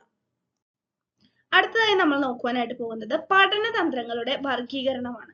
അപ്പൊ പഠനതന്ത്രങ്ങൾ എന്താണെന്ന് നമ്മൾ മനസ്സിലാക്കി, അവയുടെ അർത്ഥം എന്താണ്, നിർവചനം എന്താണ്, പൊതുവായിട്ടുള്ള ക്രോഡീകരണം. ഇപ്പൊ എന്താണ് പഠനതന്ത്രങ്ങൾ എന്ന് പറഞ്ഞാൽ നമുക്ക് എല്ലാവർക്കും അറിയാം. ഇനി ഈ പഠനതന്ത്രങ്ങളെ തന്നെ വ്യത്യസ്ത രീതിയിൽ വർഗീകരിച്ചിട്ടുണ്ട്. ആ വർഗീകരണങ്ങളിലേക്കാണ് അടുത്തതായിട്ട് നമ്മൾ കടക്കാൻ പോകുന്നത്. പഠനതന്ത്രങ്ങളെ വ്യത്യസ്ത വിദ്യാഭ്യാസ ചിന്തകർ അല്ലെങ്കിൽ സൈദ്ധാന്തികർ അല്ലെങ്കിൽ മനഃശാസ്ത്രജ്ഞർ വ്യത്യസ്ത രീതിയിൽ വർഗീകരിച്ചിട്ടുണ്ട്. അപ്പൊ അത്തരത്തിലെ ആദ്യത്തെ വർഗീകരണം നമുക്ക് നോക്കാം. പോസ്റ്റാൾട്ട് വൈറ്റ് വൈദേശികനായിട്ടുള്ള ഒരു വിദ്യാഭ്യാസ ചിന്തകനാണ്. പേരിന്റെ ഉച്ചാരണത്തിൽ എന്തെങ്കിലും പ്രശ്നം ഉണ്ടെങ്കിൽ നിങ്ങൾ ക്ഷമിക്കണം. അദ്ദേഹം പോസ്റ്റാൽ വൈറ്റ് 1985 പഠനതന്ത്രങ്ങളെ ഇപ്രകാരം വർഗീകരിക്കുകയുണ്ടായി. അപ്പൊ അദ്ദേഹത്തിന്റെ അഭിപ്രായത്തിലെ വിശാലമായ അർത്ഥത്തിൽ പഠനതന്ത്രങ്ങളെ മെറ്റാകോഗ്നിറ്റീവ് തന്ത്രങ്ങൾ എന്നും വൈജ്ഞാനിക തന്ത്രങ്ങൾ എന്നും സാമൂഹിക വൈകാരിക തന്ത്രങ്ങൾ എന്നും മൂന്നാക്കി തിരിക്കാം. അപ്പൊ പോസ്റ്റാൽ വൈറ്റ് ആണ് പഠനതന്ത്രങ്ങളെ മെറ്റാകോഗ്നിറ്റീവ് തന്ത്രങ്ങൾ, ശ്രദ്ധിക്കണം, ഓരോ പോയിന്റും കൃത്യമായിട്ട് എഴുതി പഠിക്കണം. മെറ്റാകോഗ്നിറ്റീവ് തന്ത്രങ്ങൾ, വൈജ്ഞാനിക തന്ത്രങ്ങൾ, സാമൂഹിക വൈകാരിക തന്ത്രങ്ങൾ എന്നിങ്ങനെ മൂന്നാക്കി തിരിച്ചു. ആര് തിരിച്ചു? പോസ്റ്റാൽ വൈറ്റ്. എന്തിനെ തിരിച്ചു? പഠനതന്ത്രങ്ങളെ തിരിച്ചു. ഇനി ഇവ ഓരോന്നും എന്താണ് എന്ന് നമുക്ക് വിശദമായി തന്നെ പഠിക്കാം. അപ്പൊ അതിൽ ആദ്യത്തെ വർഗീകരണം ആരുടെയായിരുന്നു? പോസ്റ്റൽ വൈറ്റിന്റെ ആയിരുന്നു. അദ്ദേഹം പ്രധാനമായിട്ട് 3 ആക്കി തിരിച്ചു. അതിൽ ആദ്യത്തേതാണ് മെറ്റാകോഗ്നിറ്റീവ് തന്ത്രങ്ങൾ. അപ്പൊ മെറ്റാകോഗ്നിഷൻ എന്ന പദം ആദ്യമായി ഉപയോഗിച്ചത് ഫ്ലാവൽ ആണ്. ഇമ്പോർട്ടന്റ് ആണ്, മുൻകാല ചോദ്യപേപ്പറുകളിൽ ചോദ്യം വന്നിട്ടുണ്ട്. മെറ്റാകോഗ്നിഷൻ എന്ന പദം ആദ്യമായിട്ട് ഉപയോഗിച്ചത് ആരാണ്? ഫ്ലാവൽ ആണ്. ഒരാളുടെ ജ്ഞാന പ്രക്രിയകളെ കുറിച്ചും അവയുടെ ഫലങ്ങളെ കുറിച്ചുമുള്ള അറിവാണ് മെറ്റാകോഗ്നിഷൻ എന്ന് പറയുന്നത്. അപ്പൊ എന്താണ് മെറ്റാകോഗ്നിഷൻ എന്നുള്ളത് കൃത്യമായിട്ട് പഠിച്ചു വെക്കുക. മെറ്റാകോഗ്നിഷൻ എന്ന പദം ആദ്യമായിട്ട് ഉപയോഗിച്ചത് ആരാണ്? ഫ്ലാവൽ ആണ്. ഒരു വ്യക്തിയുടെ പഠനവുമായി ബന്ധപ്പെട്ട് വിജ്ഞാനവുമായി ബന്ധപ്പെട്ടുള്ള പ്രക്രിയകളെ കുറിച്ചും അതിന്റെ ഫലങ്ങളെ കുറിച്ചുമുള്ള അറിവിനെ നമുക്ക് എന്ത് വിളിക്കാം? മെറ്റാകോഗ്നിഷൻ എന്ന് വിളിക്കാം. പഠനത്തിന്റെ ആസൂത്രണം, മേൽനോട്ടം, മൂല്യനിർണ്ണയം എന്നിവയ്ക്ക് ഉപയോഗിക്കുന്ന നിർവഹണ പ്രക്രിയയെ എന്താണ് വിളിക്കുന്നത്? മെറ്റാകോഗ്നിറ്റീവ് തന്ത്രങ്ങൾ എന്നാണ് വിളിക്കുന്നത്. പഠനത്തിന്റെ ആസൂത്രണം, മേൽനോട്ടം, മൂല്യനിർണ്ണയം എന്നിവയ്ക്ക് ഉപയോഗിക്കുന്ന നിർവഹണ പ്രക്രിയകളെ നമ്മൾ എന്ത് വിളിക്കുന്നു? മെറ്റാകോഗ്നിറ്റീവ് തന്ത്രങ്ങൾ എന്ന് വിളിക്കുന്നു. പോസ്റ്റൽ വൈറ്റ് പഠനതന്ത്രങ്ങളെ 3 ആക്കി തിരിച്ചിട്ടുണ്ടായിരുന്നു. അതിൽ ആദ്യത്തേതായിരുന്നു എന്ന് പറയുന്നത് മെറ്റാകോഗ്നിറ്റീവ് തന്ത്രങ്ങൾ എന്ന് പറയുന്നത്. അതിൽ തന്നെ 3 അവാന്തര വിഭാഗങ്ങൾ വരുന്നുണ്ട്. അതിൽ ആദ്യത്തേതാണ് ആസൂത്രണം. എങ്ങനെ പഠിക്കണം എന്ന് നമ്മൾ ആസൂത്രണം ചെയ്യുകയാണ്. ഒരു കാര്യം പഠിക്കുന്നതിന് മുമ്പായിട്ട് ടീച്ചർ ക്ലാസ്സിലിരിക്കുമ്പോൾ അത് ശ്രദ്ധിക്കണ്ടേ? അപ്പൊ അതിൽ തന്നെ ആസൂത്രണം, പ്ലാനിങ് എന്നതിൽ വരുന്നതാണ് ശ്രദ്ധ കേന്ദ്രീകരിക്കുക. നമ്മൾ അടുത്ത മാസം നമുക്ക് കേട്ടറ്റ് പരീക്ഷയുണ്ട് എന്ന് നമ്മൾ വിചാരിക്കുകയാണ്. അപ്പൊ നമ്മൾ വൈകിയാണ്, അല്ലെങ്കിൽ പെട്ടെന്നാണ് പരീക്ഷ അനൗൺസ് ചെയ്തത്. ഇനി അധികം ദിവസങ്ങളില്ല, ഡേറ്റ് വന്നു കഴിഞ്ഞു. ഇപ്പോഴാണ് നമ്മൾ പഠിക്കാനിരിക്കുന്നത്. ഇപ്പൊ പഠനത്തിൽ ശ്രദ്ധ കേന്ദ്രീകരിക്കുക എന്നുള്ളത് വളരെയധികം പ്ലാനിങ് സെക്ഷനിൽ, പ്ലാനിങ്ങിൽ, ആസൂത്രണത്തിൽ എങ്ങനെ പഠിക്കണം എന്നുള്ള ആസൂത്രണത്തിൽ വരുന്ന ആദ്യത്തെ കാര്യമാണ് എന്ത്? ശ്രദ്ധ കേന്ദ്രീകരിക്കുക. പാഠ്യവസ്തുവിൽ ശ്രദ്ധ കേന്ദ്രീകരിക്കുക. മൊബൈൽ അഡിക്റ്റ് ആണ്, വാട്സപ്പ്, ഇൻസ്റ്റഗ്രാം ഒക്കെ യൂസ് ചെയ്യുന്ന ഒരാളാണ് നിങ്ങളെങ്കിൽ ആദ്യം എന്ത് ചെയ്യണം? മൊബൈൽ എടുത്ത് മാറ്റി വെക്കണം. പഠിക്കുന്ന സമയത്ത് ഞാൻ മൊബൈൽ യൂസ് ചെയ്യില്ല എന്നുള്ള കാര്യം തീരുമാനിക്കണം. ശ്രദ്ധ മുഴുവൻ എവിടേക്ക് വരണം? പഠിക്കുന്ന കാര്യത്തിലേക്ക് വരണം. അടുത്തത് ഘടനാപരമായ ആസൂത്രണം. പ്രശ്നങ്ങൾ തിരിച്ചറിയുക, പാഠ്യവസ്തു എങ്ങനെ നേടണമെന്ന് തീരുമാനിക്കുകയും ചെയ്യുക. അതായത് നമ്മൾ പഠിക്കുകയാണ്. നമ്മൾ അപ്പൊ ആദ്യം സിലബസ് എടുത്തു. അപ്പൊ മലയാളം സബ്ജക്ട് പേപ്പർ എടുത്തു. അതിൽ നിന്നാണ് ഏറ്റവും കൂടുതൽ ക്വസ്റ്റ്യൻസ് വരുന്നത്. 50-ലധികം ചോദ്യങ്ങൾ അതിൽ നിന്ന് വരുന്നുണ്ട്. 2 യൂണിറ്റ് ഉണ്ട്. ആദ്യത്തെ യൂണിറ്റ് ഭാഷാ പഠന തന്ത്രങ്ങളാ. ഇത് എങ്ങനെ ചെയ്യും? ഭാഷാബോധനം.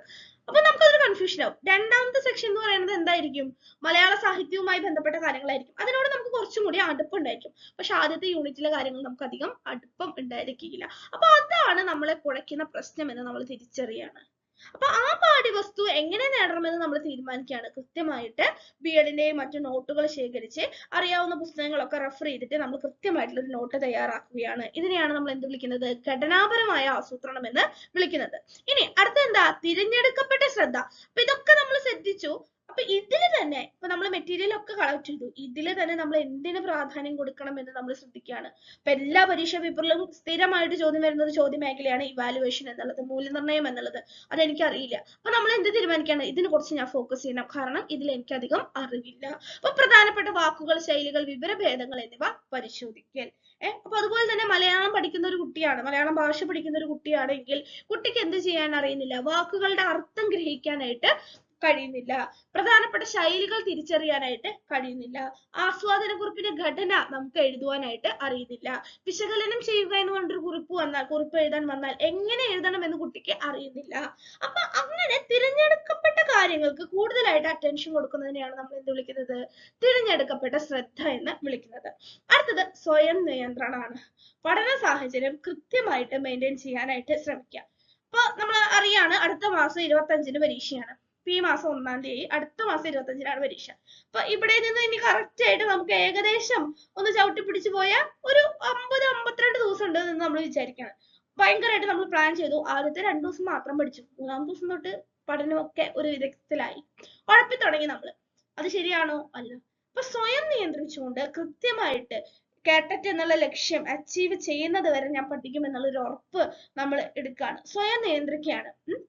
കളിക്കാൻ പോകുന്നതിൽ നിന്ന്, കൂടുതലായിട്ട് മൊബൈൽ ഫോൺ യൂസ് ചെയ്യുന്നതിൽ നിന്നൊക്കെ നമ്മളെ സ്വയം നിയന്ത്രിക്കുകയാണ് എങ്കിൽ, അത്തരത്തിൽ പഠന സാഹചര്യത്തിന് നമ്മൾ തേടുക എന്നൊക്കെ വരികയാണ് എങ്കിൽ അതിനെ സ്വയം നിയന്ത്രണം എന്ന് നമുക്ക് വിളിക്കാം. അപ്പൊ ഇതൊക്കെ കൂടി ആകുമ്പോൾ കൃത്യമായിട്ടൊരു പ്ലാനിങ്ങോടുകൂടി പരീക്ഷയെ നേരിടാൻ നമ്മൾ തയ്യാറായി എന്ന് നമുക്ക് പറയാം. അപ്പൊ പഠനതന്ത്രങ്ങളിലെ മെറ്റാകോഗ്നിറ്റീവ് തന്ത്രങ്ങളിലെ ആസൂത്രണം എന്താണ് എന്ന് എല്ലാവർക്കും ക്ലിയർ ആയല്ലോ?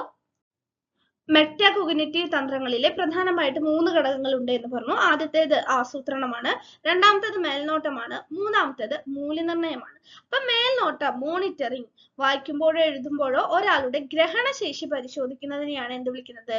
മേൽനോട്ടം അഥവാ മോണിറ്ററിംഗ് എന്ന് വിളിക്കുന്നത്. മൂല്യനിർണ്ണയം, ഇവാലുവേറ്റിംഗ്, എത്ര നന്നായിട്ട് ഒരാൾ ജോലി പൂർത്തിയാക്കിയത് എന്ന് മൂല്യനിർണ്ണയം നടത്തുക, അതിനെ നമുക്ക് എന്ത് വിളിക്കാം? മൂല്യനിർണ്ണയം എന്ന് വിളിക്കാം. അപ്പൊ മെറ്റാകോഗ്നിറ്റീവ് തന്ത്രങ്ങളിലെ 3ആക്കി തിരിച്ചിരിക്കുന്നു: ആസൂത്രണം, മേൽനോട്ടം, മൂല്യനിർണ്ണയം. ഇതിൽ നിന്നൊന്നും അധികം അങ്ങനെ ചോദ്യങ്ങളായിട്ട് വരാറില്ല. ഇതൊക്കെ അപ്ലിക്കേഷൻ ലെവലിലാണ് ക്വസ്റ്റ്യൻസ് വരാറ്. ക്ലാസ്സിലെ ഒരു കുട്ടി ഇന്ന രീതിയിലാണ് പഠനതന്ത്രം സമീപിക്കുന്നത്, ഇന്ന രീതിയിലാണ് പഠിക്കുന്നത്, അപ്പൊ ആ കുട്ടിയുടെ പഠനതന്ത്രം ഇന്നതുമായി ബന്ധപ്പെട്ടിരിക്കുന്നു. അത്തരത്തിലുള്ള അപ്ലിക്കേഷൻ ലെവലിലാണ് ക്വസ്റ്റ്യൻസ് വരാറുള്ളത് എന്ന കാര്യം എല്ലാവരും ഓർമ്മയിൽ വെക്കണം. വൈജ്ഞാനിക തന്ത്രങ്ങൾ. അപ്പൊ മെറ്റാകോഗ്നിറ്റീവ് തന്ത്രങ്ങൾ നമ്മൾ നോക്കിക്കഴിഞ്ഞു. അടുത്തത് വൈജ്ഞാനിക തന്ത്രങ്ങളാണ്. വൈജ്ഞാനിക തന്ത്രങ്ങളിൽ പ്രധാനമായിട്ടും 8 പോയിന്റുകൾ നമുക്ക് പഠിക്കാനുണ്ട്. അതിൽ ആദ്യത്തെ 3 നമുക്ക് നോക്കാം. ഗ്രൂപ്പ് ആക്കി തിരിക്കൽ, കുറിച്ചെടുക്കൽ, സംഗ്രഹിക്കൽ. ഇപ്പൊ നമ്മൾ ഉത്തരാധുനിക സാഹിത്യത്തെ കുറിച്ച് പഠിക്കുകയാണ്. അതിൽ തന്നെ നമ്മൾ എങ്ങനെ ഗ്രൂപ്പ് ആക്കി തിരിക്കും? കഥ, കവിത, നോവല്, ലേഖനം, യാത്രാവിവരണം, ആത്മകഥ, സഞ്ചാര സാഹിത്യം. അപ്പൊ ഇതിലൊക്കെ നമുക്ക് എന്ത് കാണാൻ പറ്റും? ഉത്തരാധുനികമായ പ്രവണതകൾ കാണാൻ പറ്റും. അതിൽ തന്നെ നമ്മൾ എന്തെടുക്കുകയാണ്? നോവൽ എടുക്കുകയാണ്. അപ്പൊ നമുക്ക് അതിലെ പൊതുവെയായിട്ട് ഉത്തരാധുനികതയുടെ പ്രത്യേകതയായിട്ട് നമ്മൾ പറയാവുന്നതാണ് എന്ത്? ദളിത്, സ്ത്രീ, പരിസ്ഥിതി സാഹിത്യം. ഇവയുമായി ബന്ധപ്പെടുന്ന കൃതികൾ കൂടുതലായിട്ട് കടന്നു വരുന്നത് ഉത്തരാധുനികതയുടെ സാഹിത്യത്തിലേക്കുള്ള കടന്നുവരവിലൂടെയാണ്. അപ്പൊ നമ്മൾ അതിൽ തന്നെ വീണ്ടും കാറ്റഗറൈസ് ചെയ്യുകയാണ്. ഏത്? പ്രദീപൻ പാമ്പരിക്കുന്നിന്റെ ദളിത് പശ്ചാത്തലത്തിലുള്ള കൃതികൾ, അതുപോലെ തന്നെ എസ് ജോസഫിന്റെ ദളിത് പശ്ചാത്തലത്തിലുള്ള കവിതകൾ, പിന്നെ പരിസ്ഥിതി പശ്ചാത്തലത്തിൽ കവിത എഴുതുന്നവര്, സ്ത്രീ പശ്ചാത്തലത്തിൽ കൃതികൾ എഴുതുന്നവര്. അപ്പൊ ഇതിനെയാണ് നമ്മൾ എന്ത് വിളിക്കുന്നത്? ഗ്രൂപ്പ് ആക്കി തിരിക്കൽ എന്ന് പറയുന്നത്. ഇപ്പൊ മലയാള സാഹിത്യവുമായി ബന്ധപ്പെട്ടിട്ട് നിങ്ങൾക്ക് എളുപ്പത്തിൽ മനസ്സിലാക്കാൻ വേണ്ടി പറഞ്ഞു എന്ന് മാത്രം. അപ്പൊ ഗ്രൂപ്പ് ആക്കി തിരിക്കൽ, അതിൽ എന്ത് വരും? വാക്കുകൾ, പദങ്ങൾ, സംഖ്യകൾ, ആശയങ്ങൾ എന്നിവയെ അവയുടെ സവിശേഷതകൾക്കനുസരിച്ചിട്ട് വർഗീകരിക്കില്ല. അപ്പൊ ആദ്യം നമ്മൾ എന്ത് ചെയ്തു? ഉത്തരാധുനിക സാഹിത്യം എന്നുള്ള ഒരു രീതി എടുത്തു. അതിൽ തന്നെ നമ്മൾ എന്ത് ചെയ്തു? കഥ, കവിത, നോവൽ എടുത്തു. അപ്പൊ ഈ കഥയും കവിതയും നോവലിൽ തന്നെ നമുക്ക് എങ്ങനെ വർഗീകരിക്കാം? ദളിത് പശ്ചാത്തലത്തിൽ വരുന്നവ, പരിസ്ഥിതി പശ്ചാത്തലത്തിൽ വരുന്നവ, സ്ത്രീ സാഹിത്യവുമായി ബന്ധപ്പെട്ട് വരുന്നവ. ഇതിന്റെ ഉള്ളിൽ തന്നെ നമുക്ക് വീണ്ടും കാറ്റഗറൈസ് ചെയ്തൂടെ? പ്രദീപൻ പാമ്പരിക്കുന്നിന്റെ കൃതികള്, സാറ ജോസഫിന്റെ കൃതികള്. അപ്പൊ അങ്ങനെ നമുക്ക് വ്യത്യസ്ത ശ്രേണിയിൽ ഇതിനെ വർഗീകരിക്കാവുന്നതാണ്. അതിനെയാണ് എന്ത് വിളിക്കുന്നത്? ഗ്രൂപ്പ് ആക്കി തിരിക്കൽ എന്ന് പറയുന്നത്. അപ്പൊ ഒരു ടോപ്പിക്കിനെ കുറിച്ച് പഠിക്കുമ്പോൾ നമുക്ക് അതിനെ എന്ത് ചെയ്യും? ഇപ്പൊ വലിയൊരു ടോപ്പിക്കാണ് പഠിക്കുക വെച്ചാൽ അതിനെ 3-4 ഭാഗങ്ങളാക്കി തിരിച്ചിട്ട് നമ്മൾ പഠിക്കാനായിട്ട് തിരിക്കും. ഇനി അടുത്തത് കുറിച്ചെടുക്കലാണ്. പ്രധാന പദങ്ങളോ ആശയങ്ങളോ വാക്കുകൾ, രേഖാചിത്രങ്ങൾ, സംഖ്യകൾ എന്നീ രൂപങ്ങളിലേക്ക് ചുരുക്കി നമ്മൾ കുറിച്ചെടുക്കും. വലിയൊരു കണ്ടന്റ് ആണ് വെച്ചാൽ അതിന്റെ ഏറ്റവും പ്രധാനപ്പെട്ട സമ്മറികൾ നമ്മൾ കുഞ്ഞു കുഞ്ഞു നോട്ടുകളായിട്ട് എന്താണ് കുറിപ്പാക്കിയിട്ട് തിരിക്കും. അതിനെ നമുക്ക് എന്ത് വിളിക്കാം? കുറിച്ചെടുക്കൽ എന്ന് പറയാം. അടുത്തത് സംഗ്രഹിക്കലാണ്. വായനയിലൂടെയോ കേൾവിയിലൂടെയോ ലഭിച്ച വിവരങ്ങൾ മാനസികമോ വാചികമോ ആയ രീതിയിൽ നമ്മൾ സംഗ്രഹിക്കും. ഇപ്പൊ അതിന് എളുപ്പത്തിൽ പറയാം. അപ്പൊ നമ്മുടെ സുഹൃത്ത് നമുക്ക് വലിയൊരു ആശയം പറഞ്ഞു തരാണ്. ഇപ്പൊ നമ്മുടെ സുഹൃത്തിനോട് നമ്മൾ ചോദിക്കുകയാണ്, ഇപ്പൊ ഹാർമേഷ്യ എന്ന് പറയുന്നത് എന്താണ്, അല്ലെങ്കിൽ അരിസ്റ്റോട്ടലിന്റെ ദുരന്ത നാടക സങ്കല്പം എന്താണ് എന്ന് നമ്മൾ ചോദിക്കുകയാണ്. അപ്പൊ ആള് ഇതിവൃത്തം, നാടകത്തിന് വേണ്ട ഇതിവൃത്തം, കാര്യങ്ങൾ, ഘടകങ്ങൾ എന്തൊക്കെയാണ്, ഹാർമേഷ്യ എന്താണ്, റിവേഴ്സൽ എന്താണ്, കുറെ തിയറികൾ നമുക്ക് പറഞ്ഞുതരും. അപ്പൊ ഇതിനൊക്കെ നമ്മൾ സംഗ്രഹിച്ചിട്ട് കുറച്ച് പോയിന്റുകളിലാക്കിയിട്ട് ചുരുക്കിയിട്ട് നമ്മൾ പഠിച്ചു വെക്കുകയാണ്. അതിനെയാണ് എന്ത് വിളിക്കുന്നത്? സംഗ്രഹിക്കൽ എന്ന് പറയുന്നത്. അടുത്തത് ആഗമനം, നിഗമനം, ഇൻഡക്റ്റീവ്, ഡിഡക്റ്റീവ്. പ്രശ്നങ്ങൾ മനസ്സിലാക്കുന്നതിനോ പരിഹരിക്കുന്നതിനോ ആവശ്യമായ നിയമാവലി രൂപീകരിക്കുകയും പ്രയോഗിക്കുകയും ചെയ്യുക. അതാണ് എന്ത്? ആഗമന രീതി, നിഗമന രീതി എന്ന് പറയുന്നത്. എളുപ്പത്തിൽ പറഞ്ഞുതരാം. ഇപ്പോ ഇൻഡക്റ്റീവ് ആണ് എന്ന് വിചാരിക്കുക. അപ്പൊ ഇൻഡക്റ്റീവ് മെത്തേഡ് എന്ന് പറയുന്നത് എന്താണ്? സ്പെസിഫിക് ടു പിന്നെ എങ്ങനെ പോകും? ജനറലിലേക്ക് പോകും. അതായത് ആദ്യം നമ്മൾ കുട്ടികളെ എന്ത് പഠിപ്പിക്കും? സ്പെസിഫിക് ആയിട്ടുള്ള കാര്യങ്ങൾ പഠിപ്പിക്കും. ഇപ്പൊ നമ്മള് ഉദാഹരണമായിട്ട് ഒരു സിമ്പിൾ ആയിട്ടുള്ള ഒരു ഉദാഹരണം പറയാ വെച്ചാൽ നമ്മൾ കുട്ടിക്ക് പറഞ്ഞു കൊടുക്കുകയാണ്, ഇത് പഴം, ഇത് എന്താണ്? ആപ്പിൾ ആണ്, ഇത് ഓറഞ്ച് ആണ്, ഇത് മുന്തിരിയാണ് എന്ന് പറഞ്ഞു കൊടുക്കുകയാണ്. ആഗമന രീതിയെ കുറിച്ചിട്ടാണ് കേട്ടോ പറയുന്നത്. ആപ്പിള്, മുന്തിരി, ഓറഞ്ച്, പൈനാപ്പിൾ, തണ്ണിമത്തൻ എന്ന് പറഞ്ഞു കൊടുക്കുകയാണ്. അതിനുശേഷം നമ്മൾ കുട്ടിക്ക് എന്ത് പറയും? ഇതിനെ മൊത്തത്തിൽ എന്ത് വിളിക്കാം എന്ന് പറയും? പഴങ്ങൾ എന്ന് വിളിക്കാം എന്ന് പറയും. അതാണ് ഇൻഡക്റ്റീവ് മെത്തേഡ് അഥവാ ആഗമന രീതി എന്ന് പറയുന്നത്. അടുത്തത് നിഗമന രീതിയാണ്, ഡിഡക്റ്റീവ് മെത്തേഡ്. ആദ്യം നമ്മൾ എന്ത് കുട്ടികളെ പഠിപ്പിക്കും? ഫ്രൂട്ട്സ്, പഴങ്ങൾ, ഫലങ്ങൾ എന്നുള്ളത് പഠിപ്പിക്കും. അതിനുശേഷം അതിന്റെ ഉദാഹരണം പഠിപ്പിക്കുകയാണ്. എന്ത്? ആപ്പിള്, മുന്തിരി, ഓറഞ്ച്, പൈനാപ്പിൾ എന്നിങ്ങനെ. അതാണ് ആഗമന നിഗമന രീതി എന്ന് പറയുന്നത്. അടുത്തത് ബിംബകൽപ്പനയാണ്, ഇമേജറി. പുതിയ വിവരങ്ങൾ പഠിക്കുന്നതിന് മാനസികമോ യാഥാർത്ഥ്യമോ ആയ ചിത്രങ്ങൾ ഉപയോഗിക്കുന്നതിനെയാണ് എന്ത് വിളിക്കുന്നത്? ബിംബകൽപ്പന എന്ന് വിളിക്കുന്നത്. ഇപ്പൊ സാറാ ജോസഫിന്റെ മാറ്റാത്തി എന്നുള്ള നോവല് നിങ്ങൾ ആരെങ്കിലും വായിച്ചിട്ടുണ്ടോ? അപ്പൊ മാറ്റാത്തി എന്ന് പറയുന്ന നോവല് വായിക്കുന്ന സമയത്ത് നമ്മുടെ മനസ്സിലേക്ക് ലൂസിയെയും ബ്രിജിത്താമ്മയെയും ഓർമ്മ വരും. നമ്മുടെ എല്ലാവരുടെയും മനസ്സിലേക്ക് ഓർമ്മ വരുന്ന രണ്ട് കഥാപാത്രമാണ് ആര്? ലൂസിയും ബ്രിജിത്താമ്മയും. അപ്പൊ ആ ക്യാരക്ടറിനെ നമ്മൾ ഇമാജിൻ ചെയ്യുകയാണ്. ബ്രിജിത്താമ്മ അണിഞ്ഞൊരുങ്ങി പള്ളിയിൽ പോകുന്നത് നമ്മൾ ഇമാജിൻ ചെയ്യുകയാണ്. ഒരു ദേശത്തിന്റെ കഥ വായിക്കുന്ന സമയത്ത് ശ്രീധരനെയും അധ്രാണിപ്പാടത്തിനെയും ഇലഞ്ഞിപ്പൊയ്കയെയും നമ്മൾ നമ്മുടെ മനസ്സിൽ കാണുകയാണ്. ഇതാണ് എന്ത് വിളിക്കുന്നത്? ബിംബകൽപ്പന എന്ന് വിളിക്കുന്നത്. പുതിയ വിവരങ്ങൾ പഠിക്കുന്ന സമയത്ത് അതുമായി ബന്ധപ്പെട്ടൊരു ചിത്രം നമ്മൾ എന്താണ് മനസ്സിലേക്ക് കൊണ്ടുവരികയാണ്. ചങ്ങമ്പുഴയുടെ രമണം പഠിക്കുകയാണ്. എങ്ങനെയാണ് തുടങ്ങുന്നത്? മലരണിക്കാടുകൾ തിങ്ങി വിങ്ങി മരതക കാന്തിയിൽ മുങ്ങി വിങ്ങി. അപ്പൊ നമ്മൾ ആ വരി കേൾക്കുമ്പോൾ തന്നെ എന്താണ്? ആ ഒരു ബിംബം, ആ ഒരു സീൻ നമ്മുടെ മനസ്സിലേക്ക് കൊണ്ടുവരികയാണ്. പച്ചയാം വിരിപ്പിട്ട സഹ്യനിൽ തല വെച്ചും സ്വച്ഛാബ്ദി മണൽത്തിട്ട പാദോപദാനം മുട്ടു.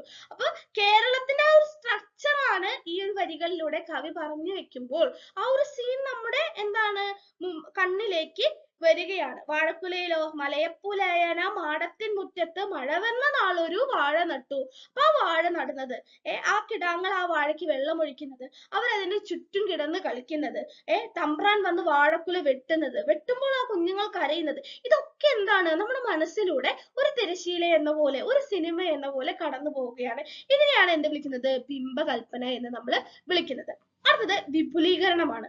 അറിഞ്ഞ വിവരങ്ങളെ അറിയാത്തവയുമായിട്ട് ബന്ധപ്പെടുത്തി വിപുലീകരിക്കുന്നതിനെയാണ് എന്ത് വിളിക്കുന്നത്? വിപുലീകരണം എന്ന് വിളിക്കുന്നത്. ഇപ്പൊ നമ്മൾ പറയാണ് വണ്ടി എന്ത് ചെയ്യാനാണ്? യാത്രയ്ക്ക് വേണ്ടി ഉപയോഗിക്കാനാണ്. അപ്പൊ നമ്മുടെ ടീച്ചർ ക്ലാസ്സിൽ വന്നിട്ട് പറയാണ്, മക്കളെ കൊയ്ത്തു മെഷീൻ എന്നുള്ളൊരു സാധനമുണ്ട്, അതൊരു വണ്ടിയാണ്, അതിനൊപ്പം തന്നെ പാടത്തെ നെല്ല് കൊയ്യാൻ അത് ഉപയോഗിക്കുന്നു. അപ്പൊ കുട്ടിക്ക് അറിയാവുന്ന വണ്ടി എന്ന കോൺസെപ്റ്റിനൊപ്പം കുട്ടിക്ക് അറിയാവുന്ന ഒരു യന്ത്രം എന്ന കോൺസെപ്റ്റ് കൂടി കുട്ടി കൂട്ടിച്ചേർക്കുകയാണ്. ഇതിനെയാണ് നമ്മൾ എന്ത് വിളിക്കുന്നത്? വിപുലീകരണം എന്ന് വിളിക്കുന്നത്. ഇനി ഭാഷാപരമായ സ്ഥലം മാറ്റം. ഭാഷയെ കുറിച്ചുള്ള അറിവ് ഗ്രഹണത്തിനും ഓർമ്മശക്തിക്കും വേണ്ടിയിട്ട് ഉപയോഗിക്കുക. അനുമാനിക്കുക. ലഭ്യമായ വിവരങ്ങൾ ഉപയോഗിച്ച് ഊഹിക്കുകയും പ്രവചിക്കുകയും ചെയ്യുക. നമ്മളൊരു കാര്യം പഠിച്ചു, അപ്പൊ ഇത് ഇങ്ങനെ ആയതുകൊണ്ട് തന്നെ അത് അങ്ങനെ ആകാനാണ് സാധ്യത എന്നുള്ളത് നമ്മൾ അനുമാനിക്കുകയാണ് ചെയ്യുന്നത്. അപ്പൊ ഇത്തരത്തിലുള്ള 8 ഘടകങ്ങളാണ് എന്തിൽ വരുന്നത്? വൈജ്ഞാനിക തന്ത്രത്തിൽ വരുന്നത്. അടുത്തത് സാമൂഹിക വൈകാരിക തന്ത്രങ്ങളാണ്. വൈകാരിക നിയന്ത്രണത്തിനും വൈജ്ഞാനിക പുരോഗതിക്കും വേണ്ടി മറ്റു വ്യക്തികളുമായിട്ട് ഇടപഴകുക എന്നുള്ളതാണ് ഇതിന്റെ ഏറ്റവും പൊതുവായിട്ടുള്ള ആശയം. അപ്പൊ വർഗീകരണത്തിന് വേണ്ടിയുള്ള ചോദ്യം ചെയ്യുക. നമുക്കൊരു കാര്യം അറിയണം. അപ്പൊ ആ അറിയുന്ന കാര്യം എന്ന് പറയുന്നത് നമ്മുടെ അറിവിന്റെ പരിധിയിൽ നിന്ന് നിൽക്കുന്നതല്ല എങ്കിൽ നമ്മൾ ആരോട് ചോദിക്കും? അധ്യാപകന്റെ ഒരു കൈത്താങ്ങ്, ഒരു സഹായം നമ്മൾ തേടും, അല്ലെ? അപ്പൊ ഒരു അധ്യാപകനിൽ നിന്നുള്ള ചോദ്യങ്ങളിലൂടെ കൂടുതൽ വിവരങ്ങൾ ശേഖരിക്കുക. അപ്പൊ നമ്മളൊരു കാര്യത്തിനെ കുറിച്ചിട്ട് പഠിക്കുവാൻ വേണ്ടിയിട്ട് നമ്മൾ ടീച്ചറുടെ അടുത്തേക്ക് പോവുകയാണ്. അപ്പൊ തോട്ടിയുടെ മകൻ എന്ന് പറയുന്ന നോവലിൽ വരുന്ന ദളിത് പരമായിട്ടുള്ള ബിംബങ്ങൾ എന്തൊക്കെയാണ്? അപ്പൊ നമുക്കറിയാവുന്ന ഒരു പരിധിയിൽ നിന്നും വിപുലമാക്കണമെന്ന് നമ്മൾ ആഗ്രഹിക്കുകയാണെങ്കിൽ നമ്മൾ ടീച്ചറുടെ അടുത്തേക്ക് പോകും. ചിലപ്പോൾ ടീച്ചർ എന്ത് ചെയ്യും? നമ്മളോട് കുറെ ചോദ്യങ്ങൾ ചോദിക്കും അതുമായി ബന്ധപ്പെടുന്നത്. അപ്പൊ നമുക്ക് അതിന്റെ ഉത്തരം നമ്മൾ തന്നെ തേടിപ്പോകും. അതിന്റെ ഉള്ളിൽ കൂടെ നമ്മുടെ എന്ത് വികസിക്കും? നമ്മുടെ അറിവിന്റെ മണ്ഡലം വികസിക്കും. അടുത്തത് സഹകരണമാണ്. പ്രശ്നപരിഹാരത്തിനോ വിവര സമാഹരണത്തിനോ വേണ്ടി സമപ്രായക്കാരുമായി ഒരുമിച്ച് പ്രവർത്തിക്കുക. ഇപ്പൊ നമ്മൾ ഈ നോവലിനെ കുറിച്ച് തന്നെ നമ്മുടെ കൂട്ടുകാരുമായിട്ട് ചർച്ച ചെയ്യുന്ന സമയത്ത് ഓരോ രീതിയിലുള്ള ആശയങ്ങളായിരിക്കും ഓരോ സുഹൃത്തുക്കൾക്ക് പറയാനാവുക. വായന ഓരോരുത്തരിലും വ്യത്യസ്തമാണ് എന്ന് നമ്മൾ പറയാറില്ലേ? ഓരോരുത്തരും എന്താണ് മനസ്സിലാക്കുന്ന കാര്യങ്ങളും വ്യത്യസ്തമായിരിക്കും. അത്തരത്തിൽ സഹകരിച്ച് പ്രവർത്തിക്കുമ്പോൾ എന്താണ്? അറിവിന്റെ തലം വികസിക്കും, പഠനത്തിന്റെ തലം വികസിക്കും. ഇതും ഒരു എന്താണ്? ഒരു പഠനതന്ത്രം ആണ്. സ്വയം ഭാഷണം. ശേഷികളുടെ പുരോഗതിയിലൂടെ ആകാംക്ഷ കുറയ്ക്കാനായിട്ട് സാധിക്കും. ഇതൊക്കെ ചെയ്തു വരുന്ന സമയത്ത് എന്താണ്? തെറ്റായതിലേക്ക് പോകാതെ ശരിയായതിലേക്ക് പോകാനായിട്ട് നമുക്ക് പറ്റും. പഠനതന്ത്രങ്ങളുടെ വർഗീകരണത്തിലെ പോസ്റ്റാൽവൈറ്റിന്റെ വർഗീകരണം നമ്മൾ പഠിച്ചു. അദ്ദേഹം 3 ആയി വർഗീകരിച്ചിട്ടുണ്ട് എന്ന് നമ്മൾ പഠിച്ചു. അതിന്റെ ഘടകങ്ങളും ഉൾപിരിവുകളും ഒക്കെ നമ്മൾ നോക്കി കഴിഞ്ഞു. ഇനി പഠനതന്ത്രങ്ങളുടെ രണ്ടാമത്തെ വർഗീകരണത്തിലേക്ക് നമ്മൾ കടക്കുകയാണ്. പിൻട്രിച്ചിന്റെ വർഗീകരണം. ഇപ്പൊ 2000-ലാണ് അദ്ദേഹം ഇത്തരത്തിലുള്ള ഒരു വർഗീകരണം നടക്കുന്നത്. അദ്ദേഹവും എന്താണ്? പഠനതന്ത്രങ്ങളെ 3 ആക്കി തിരിക്കുന്നു. ആദ്യത്തേത് ഏതാണ്? വൈജ്ഞാനിക പഠനതന്ത്രങ്ങൾ. മൂന്നാമത്തേത് ഏതാണ്? മെറ്റാകോഗ്നിറ്റീവ് സ്വയം നിയന്ത്രിത തന്ത്രങ്ങൾ. മൂന്നാമത്തേത് വിഭവ നിർവഹണ തന്ത്രങ്ങൾ. അപ്പൊ എത്രയാക്കി തിരിക്കുന്നു? വൈജ്ഞാനിക തന്ത്രങ്ങൾ, മെറ്റാകോഗ്നിറ്റീവ് സ്വയം നിയന്ത്രിത തന്ത്രങ്ങൾ, വിഭവ നിർവഹണ തന്ത്രങ്ങൾ. ഒരുപക്ഷെ ചോദ്യം വരാം, ഇത്തരത്തിൽ പഠനതന്ത്രങ്ങളെ വർഗീകരിച്ചത് ആര്? അപ്പൊ ആരാണ്? പിൻട്രിച്ച് ആണ്. അപ്പൊ ഇനി ഇതിന്റെ വിശദീകരണങ്ങളിലേക്ക് നമുക്ക് കടക്കാം. വൈജ്ഞാനിക പഠനതന്ത്രങ്ങൾ. അപ്പൊ അക്കാദമിക പ്രകടനവുമായി ബന്ധപ്പെട്ട തന്ത്രങ്ങളാണ് എന്തിൽ വരുന്നത്? വൈജ്ഞാനിക പഠനതന്ത്രങ്ങളിൽ വരുന്നത്. അതിൽ ആദ്യത്തേതാണ് ഉരുവിട്ട് പഠിക്കൽ തന്ത്രങ്ങൾ. നമ്മൾ എല്ലാവരും ചെയ്യാറുണ്ട് അല്ലെ? പാഠഭാഗങ്ങൾ ഉച്ചത്തിൽ ആവർത്തിച്ച് വായിക്കുന്ന രീതിയാണ്. പതുക്കെ വായിക്കുന്നവരുണ്ടായിരിക്കും. അർത്ഥം മനസ്സിലാക്കാതെയുള്ള ആവർത്തിച്ചുള്ള വായനയും ഇതിൽ ഉൾപ്പെടുന്നു. ചിലർ എന്ത് ചെയ്യും? 1 മണിക്കൂറൊക്കെ ഒരു കാര്യം തന്നെ ഇരുന്ന് പഠിക്കും. അപ്പൊ എന്താ പഠിച്ചെന്ന് ചോദിച്ചാൽ അവർക്ക് കിട്ടണമെന്ന് ഇല്ല. ചിലപ്പോൾ അവരത് എന്ത് ചെയ്യും? ആ പുസ്തകത്തിൽ അതേപോലെ പറയും. പക്ഷെ അതിന്റെ ആശയം എന്താണ് എന്ന് മനസ്സിലാക്കാതെയാണ് പഠിക്കുന്നത്. അതാണ് ഉരുവിട്ട് പഠിക്കൽ തന്ത്രങ്ങൾ എന്ന് പറയുന്നത്. ഇനി പഠിക്കാനുള്ള പാഠഭാഗങ്ങളുടെ പരാവർത്തനം, അതായത് സംഗ്രഹിക്കുക, മറ്റുള്ളവരുമായിട്ട് ചർച്ച ചെയ്യുക, ചോദ്യം ചോദിക്കുക, ഉത്തരം പറയുക എന്നിവയെല്ലാം തന്നെ ഈ വിപുലീകരണ തന്ത്രങ്ങളിലെ ഉൾപ്പെടുന്നവയാണ്.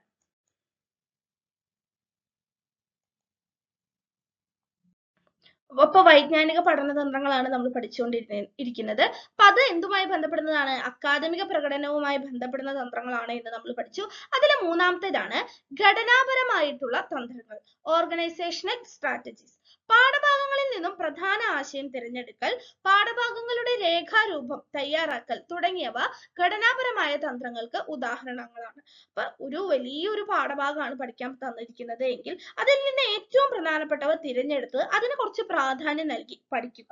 പിന്നെ മൊത്തത്തിൽ ഈ പാഠത്തിലെ അല്ലെങ്കിൽ ഈ ലേഖനത്തിലെ, ഈ കവിതയിലെ, ഈ നോവലിലെ ഇന്ന ആശയമാണ് പറയുന്നത് എന്ന് മനസ്സിലാക്കുക. ഇതിനെയാണ് എന്ത് വിളിക്കുന്നത്? ഘടനാപരമായിട്ടുള്ള തന്ത്രങ്ങൾ എന്ന് വിളിക്കുന്നത്. ഇപ്പോ ദുരവസ്ഥ എന്ന് പറയുന്ന കവിത പഠിക്കുകയാണ്. അപ്പൊ ദുരവസ്ഥയിലൂടെ ആശാൻ മുന്നോട്ട് വയ്ക്കുന്ന ആശയം എന്താണ് എന്ന് കുട്ടി മനസ്സിലാക്കുകയും പ്രധാനപ്പെട്ട വരികൾ മനസ്സിലാക്കുകയും അതിന്റെ ആശയം എന്താണെന്ന് മനസ്സിലാക്കുകയും ചെയ്യുന്നതോടുകൂടി ആ കവിത പൂർണ്ണമായിട്ട് ഉൾക്കൊണ്ടു എന്ന് നമുക്ക് പറയാനായിട്ട് സാധിക്കും. അതിന്റെ അടുത്ത പടിയാണ് ഇതേ പാറ്റേണിൽ എഴുതിയിട്ടുള്ള മറ്റു കവിതകൾ എന്തൊക്കെ, മറ്റു കവിതകളിൽ നിന്ന് ആശാന്റെ കവിതകൾ എങ്ങനെ വ്യത്യസ്തമാകുന്നു, ആശാന്റെ തന്നെ മറ്റു കവിതകളിൽ നിന്ന് ദുരവസ്ഥയ്ക്കുള്ള പ്രത്യേകതകൾ എന്തൊക്കെയാണ്. ഇതൊക്കെ എന്തിൽ പെടുന്നു? ഘടനാപരമായിട്ടുള്ള തന്ത്രങ്ങളിൽ നിന്ന് പെടുന്നവയാണ്. മെറ്റാകോഗ്നിറ്റീവ് സ്വയം നിയന്ത്രിത തന്ത്രങ്ങളാണ് അടുത്തത്. അപ്പൊ 3 തരം തന്ത്രങ്ങളാണ് മെറ്റാകോഗ്നിറ്റീവ് സ്വയം നിയന്ത്രിത തന്ത്രങ്ങളിൽ ഉൾപ്പെടുന്നത്. ഏതൊക്കെയാണവ? ആസൂത്രണം, മേൽനോട്ടം, ക്രമപ്പെടുത്തൽ. ആസൂത്രണം എന്ന് പറഞ്ഞാൽ എന്താണ്? പഠന ലക്ഷ്യം തീരുമാനിക്കുക. ഇത് പഠിച്ചിട്ട് ഇന്ന ലക്ഷ്യത്തിലേക്ക് എനിക്ക് എത്തണം, ഇത് മുഴുവനായിട്ട് പഠിച്ചാൽ ഇന്ന ആശയം എനിക്ക് ലഭിക്കും, പരീക്ഷയ്ക്ക് ഇന്ന മാർക്ക് എനിക്ക് സ്കോർ ചെയ്യാനായിട്ട് കഴിയും, അല്ലെങ്കിൽ ഇതിന്റെ ഇതുമായി ബന്ധപ്പെട്ടിട്ട് എനിക്കൊരു ഗവേഷണം ചെയ്യാനായിട്ട് സാധിക്കും. അതാണ് ആസൂത്രണം എന്ന് പറയുന്നത്. വായനയ്ക്ക് മുമ്പ് ഓടിച്ചു പോവൽ, വായിക്കേണ്ട ഭാഗത്തെ കുറിച്ച് ചോദ്യങ്ങൾ ഉന്നയിക്കൽ എന്നിവയെല്ലാം തന്നെ ആസൂത്രണത്തിൽ ഉൾപ്പെടുന്നതാണ്. മേൽനോട്ടം ഒരു പ്രസംഗം കേൾക്കുമ്പോഴോ ഒരു പാഠഭാഗം വായിക്കുമ്പോഴോ ശ്രദ്ധ കേന്ദ്രീകരിക്കൽ, ചോദ്യങ്ങൾ ഉന്നയിച്ചുകൊണ്ട് പാഠഭാഗം മനസ്സിലായോ എന്ന് പരിശോധിക്കൽ തുടങ്ങിയവയെല്ലാം തന്നെ ഇതിന് ഉദാഹരണമാണ്. അടുത്തത് ക്രമപ്പെടുത്തലാണ്. ശ്രദ്ധയില്ലായ്മ തടയുന്നതിനുള്ള മാർഗങ്ങളായിട്ടാണ് നമ്മൾ എന്ത് പറയുന്നത്? ക്രമപ്പെടുത്തലിനെ ഭാഷാ പഠന തന്ത്രങ്ങളിലെ പിൻട്രിച്ചിന്റെ വർഗീകരണമാണ് നമ്മൾ പഠിച്ചുകൊണ്ടിരിക്കുന്നത്. അതിൽ അദ്ദേഹത്തിന്റെ മൂന്നാമത്തെ രീതിയാണ് അല്ലെങ്കിൽ മൂന്നാമത്തെ വിഭാഗമാണ് വിഭവ നിർവഹണ തന്ത്രങ്ങൾ. തന്ത്രങ്ങളുടെ ചുറ്റുപാടുകൾ നിയന്ത്രിക്കുന്നതിന് വിദ്യാർത്ഥികൾ ഉപയോഗിക്കുന്ന തന്ത്രങ്ങളാണ് ഇതിൽ ഉൾപ്പെടുന്നത്. സമയം, അധ്വാനം, പഠന സാഹചര്യം, മറ്റുള്ളവർ എന്നിവ സംബന്ധിച്ച് ചെലുത്തുന്ന സ്വാധീനവും നിയന്ത്രണവുമാണിത്. ഈ തന്ത്രങ്ങൾ പഠന സാഹചര്യങ്ങളിൽ അനുകൂലമാകാൻ വിദ്യാർത്ഥികളെ സഹായിക്കുന്നുണ്ട്. അതായത് പഠിക്കുന്ന വിദ്യാർത്ഥികളുടെ ചുറ്റുപാടുകൾ. ഒരു കുട്ടി ഒരു ആവറേജ് പഠിക്കുന്ന ഒരു കുട്ടിയാണ് എന്ന് വിചാരിക്കുക. ആ കുട്ടി ഒരു ക്ലാസ്സിലേക്ക് എത്തുകയാണ്. ആ ക്ലാസ്സിലാണെങ്കിലോ എല്ലാവരും നന്നായി പഠിക്കുന്ന കുട്ടികൾ എല്ലാ ദിവസത്തെ എടുക്കുന്ന കാര്യങ്ങൾ അന്നന്ന് എടുത്ത് പഠിക്കുകയും ടീച്ചർ ചോദ്യം ചോദിക്കുമ്പോൾ എല്ലാവരും ഉത്തരം പറയുകയും ചെയ്യുന്നു.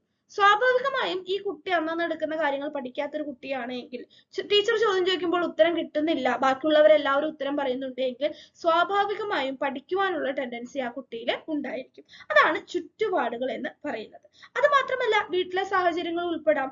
വീട്ടിൽ വളരെയധികം മാതാപിതാക്കൾ തമ്മിൽ എന്നും കലഹമാണ് എങ്കിൽ, അല്ലെങ്കിൽ മദ്യപിച്ചെത്തി വഴക്കുണ്ടാക്കുന്ന മാതാപിതാക്കൾ ഉണ്ടെങ്കിൽ അതൊക്കെ കുട്ടിയുടെ പഠനത്തെയും ബാധിക്കാം. മാതാപിതാക്കൾ വേർപിരിഞ്ഞ് ജീവിക്കുന്നവരാണ് എങ്കിൽ അതും ഒരു പക്ഷേ ബാധിച്ചേക്കാം. അതുപോലെ തന്നെ സമയം. ഗെയിമിനും കൂടുതൽ സമയം മൊബൈൽ അഡിക്റ്റ്, ഗെയിം അഡിക്റ്റ് ആയിട്ടുള്ള ഒരു കുട്ടിയാണെങ്കിൽ പഠനത്തിൽ നിന്നുള്ള ശ്രദ്ധ കുറഞ്ഞേക്കാം. അതുപോലെ തന്നെ പഠിക്കുവാനുള്ള താല്പര്യം, പഠനത്തിന് വേണ്ടി എടുക്കുന്ന എഫേർട്ട്, അധ്വാനം, പഠന സാഹചര്യം, കുട്ടിയുടെ ചുറ്റുമുള്ള സറൗണ്ടിങ്സ്, ഇതൊക്കെ എന്താണ്? വിഭവ നിർവഹണ തന്ത്രങ്ങളിൽ ഉൾപ്പെടുന്നവയാണ്. ഇതൊക്കെ കുട്ടിയുടെ പഠനതന്ത്രങ്ങളെ സ്വാധീനിക്കുന്ന ഘടകങ്ങളുമാണ്. അപ്പൊ പിൻട്രിച്ചിന്റെ പ്രധാനപ്പെട്ട 3 വർഗീകരണങ്ങൾ നമ്മൾ പഠിച്ചു കഴിഞ്ഞു. പഠനതന്ത്രങ്ങളുമായി ബന്ധപ്പെട്ട് 2 പ്രധാനപ്പെട്ട സൈദ്ധാന്തികരുടെ വർഗീകരണങ്ങളാണ് നമ്മൾ പഠിച്ചത്. ഏറ്റവും പ്രധാനപ്പെട്ട പഠനതന്ത്രങ്ങളെ കുറിച്ചുള്ള കാര്യങ്ങളെല്ലാം തന്നെ നമ്മൾ പഠിച്ചു. എന്തൊക്കെ നമ്മൾ പഠിച്ചു? പഠനതന്ത്രങ്ങൾ എന്താണെന്ന് പഠിച്ചു, അതിന്റെ അർത്ഥവും നിർവചനവും ക്രോഡീകരണവും നമ്മൾ പഠിച്ചു. പഠനതന്ത്രങ്ങളെ പ്രധാനമായിട്ടും 2 സൈദ്ധാന്തികർ എങ്ങനെയൊക്കെ വിശദീകരിച്ചിട്ടുണ്ട്, അല്ലെങ്കിൽ എങ്ങനെയെല്ലാം വർഗീകരിച്ചിട്ടുണ്ട് എന്നുള്ളത് ഉദാഹരണ സഹിതം പഠിച്ചു കഴിഞ്ഞു. പഠനതന്ത്രങ്ങളുമായി ബന്ധപ്പെട്ടിട്ട് ഏറ്റവും പ്രധാനപ്പെട്ട കാര്യങ്ങൾ നമ്മൾ പഠിച്ചു കഴിഞ്ഞു. കൃത്യമായിട്ട് നോട്ട് എഴുതി ആവർത്തിച്ചിട്ടുള്ള വായനയിലൂടെ ഇത് ഹൃദിസ്ഥമാക്കേണ്ടതാണ്. പരീക്ഷയ്ക്ക് ഇതിൽ നിന്ന് അങ്ങനെ പ്രധാനമായിട്ട് ചോദ്യങ്ങൾ വന്ന് കണ്ടിട്ടില്ല. ആപ്ലിക്കേഷൻ ടൈപ്പ് ക്വസ്റ്റ്യൻസ് ആണ് കൂടുതലായിട്ട് വരാറുള്ളത്. അപ്പൊ എന്തായാലും നിസ്സാരം എന്ന് പറഞ്ഞിട്ട് നമുക്ക് വിടാൻ പറ്റുന്ന ഒരു ടോപ്പിക് അല്ല, പ്രാധാന്യം അർഹിക്കുന്ന ഒന്ന് തന്നെയാണ്. ഏറ്റവും കൂടുതലായിട്ട് ഇത്തരത്തിലുള്ള ചോദ്യങ്ങൾ വരുന്ന സമയത്ത് നമ്മളൊരു ആപ്ലിക്കേഷൻ ലെവലിൽ ചിന്തിച്ചു നോക്കുക. അപ്പൊ തന്നെ നമുക്ക് എളുപ്പത്തിൽ ഉത്തരം കണ്ടെത്താനായിട്ട് സാധിക്കും. ഇന്നത്തെ ക്ലാസ് എല്ലാവർക്കും ഉപകാരപ്രദമായി എന്ന് കരുതുന്നു. Thank you learners.